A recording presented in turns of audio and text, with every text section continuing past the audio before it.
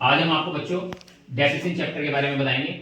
इससे पहले last video में हमने आपको फाइनेंशियल स्टेटमेंट विद एडजस्टमेंट के बारे में बताया। अब हम चलते हैं डेप्रिसिएशन चैप्टर में। इसके अंदर डेप्रिसिएशन क्या होता है ये हमने आपको वैसे डेप्रिसिएशन फाइनेंशियल स्टेटमेंट में बताया था। डेप्रिसिएशन का मतलब यानी ह्रास, यानी जो हमारी फिक्स एसेट्स होती है उसके मूल्य में यानी उसकी वैल्यू में किसी भी रीजन से उसकी वैल्यू डिक्रीज हो जाना, चाहे वो किसी कारण से घिसावट के कारण, चाहे हमारा उसके टाइम पीरियड यानी जो हमारी वैल्यू हमारी एसेट्स चल गई है 1 साल 2 साल चल गई है तो उसकी वैल्यू डिक्रीज हुई है उसको हम डेप्रिसिएशन कहेंगे। अब इसको किस प्रकार से निकालते हैं, उसको निकालने के हमारे कई मेथड हैं। एक स्ट्रेट लाइन मेथड है, एक हमारा रिटन डाउन वैल्यू मेथड है, written down value method,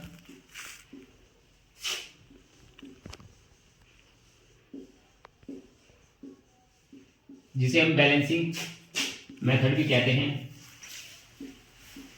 balancing method भी कहते हैं। तो फिलहाल हम आपको स्ट्रेट लाइन मेथड के बारे में बताएंगे। फर्स्ट मेथड हमारा स्ट्रेट लाइन मेथड, जिसको हम फिक्स बेस मेथड भी कहते हैं, फिक्स इंस्टॉलमेंट मेथड इसी हम इसको कहते हैं, ओरिजिनल कॉस्ट मेथड भी हम इसको कहते हैं। तो इसके बारे में आज हम आपको सबसे पहले स्ट्रेट लाइन मेथड के बारे में बताएंगे कि किस प्रकार से हम डेप्रिसिएशन कैलकुलेट करते हैं। तो चलते हैं आपको बताते हैं। तो हम आपके सामने क्वेश्चन पढ़ते हैं। On 1 April 2015 Atul glass limited purchase a machine for ₹90,000 and spend 6,000 on it's carriage and ₹4,000 on it's erection. यानी हमने अतुल ग्लास लिमिटेड ने एक मशीन परचेज की है 90,000 की और 6,000 उसको लाने में यानी कैरेज में भाड़े में लगे उसके, एंड 4,000 उसको इरेक्शन यानी उसको फिट करने में इंस्टॉल करने में लगे। तो टोटल वैल्यू उसकी हो गई 90,000 प्लस 6,000 प्लस 4,000, यानी वो एसेट्स हमें कंप्लीटली 1 लाख रुपए की उसकी कॉस्ट पड़ी, यानी वो हमें 1 लाख रुपए की पड़ी है। अब हम आगे on the date of purchase it was estimated effective life of machine, उस मशीन की जो लाइफ है वो 10 ईयर्स है।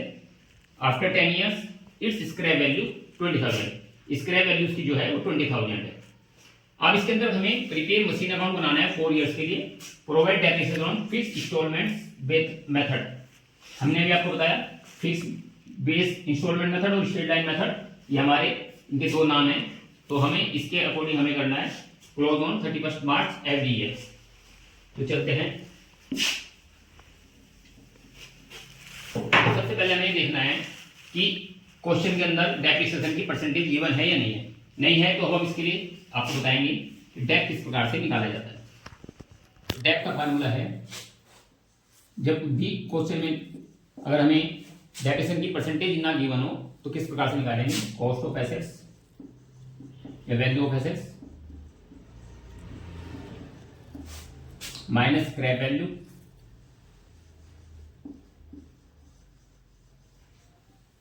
और upon number of working life.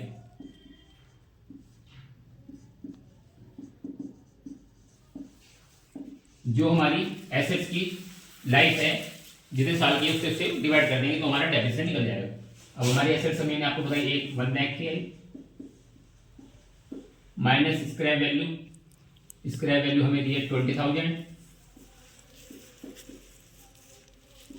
और हमारी मशीन की जो लाइफ है वो 10 ईयर्स है।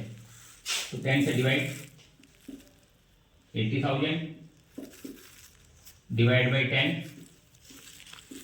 Is equal to 8,000। इस प्रकार से हमारी जो डेप्रिसिएशन आ गया वो 8,000 आ गया। उसी प्रकार से अगर हम इसे परसेंटेज में निकालना है, परसेंटेज ऑफ डेप की अगर हमें परसेंटेज निकालनी है तो वो हमें dep into 100 upon value of assets, इसकी हम परसेंटेज भी हम इस प्रकार से निकाल सकते हैं। डेप हमारा 8,000 into 100 upon value of assets हमारी 1 लाख।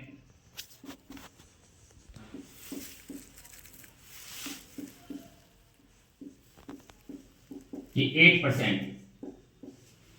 तो इस प्रकार से हमारी जो डेट की परसेंटेज आ गई वो 8% आ गई और को उसकी जो डेप्रिसिएशन की वैल्यू आ गई वो 8000 आ गई। तो आप दोनों प्रकार से हमने इसको डेप को आपकी वैल्यू में भी निकाल के दिखा दिया और परसेंटेज में भी। जब हमारे क्वेश्चन में परसेंटेज गिवन नहीं होती तो हमें इस प्रकार से हमें डेप की परसेंटेज निकालनी है, और अगर किसी क्वेश्चन में परसेंटेज डेप की दी हुई तो डायरेक्ट हमें वैल्यू पर परसेंटेज से इसे निकालना है। अब हम आपके आगे इसको आपको क्वेश्चन को करके दिखाएंगे, आप कंटिन्यू बने रहे।